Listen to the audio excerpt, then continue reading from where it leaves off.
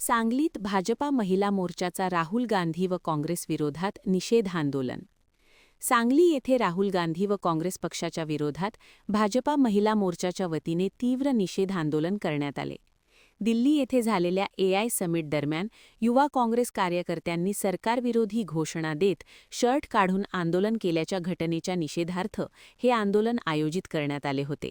संबंधित आंदोलनामुळे देशाची प्रतिमा मलिन करण्याचा प्रयत्न झाल्याचा आरोप भाजपा महिला मोर्चाकडून करण्यात आला.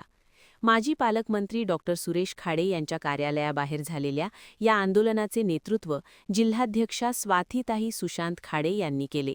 यावेळी कार्यकर्त्यांनी जोरदार घोषणाबाजी करत काँग्रेसच्या भूमिकेवर टीका केली.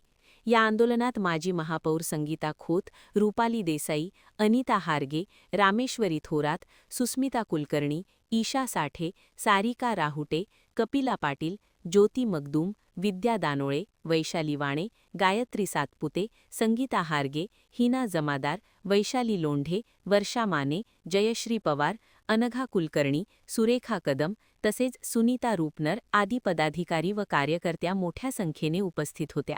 यावेळी महिला मोर्चाकडून संबंधित घटनेचा तीव्र निषेध नोंदवून देशाच्या सन्मानाबाबत कोणतीही तडजोड केली जाणार नसल्याचा इशारा देण्यात आला. महान कार्य न्यूजसाठी आदी माने, मिरज.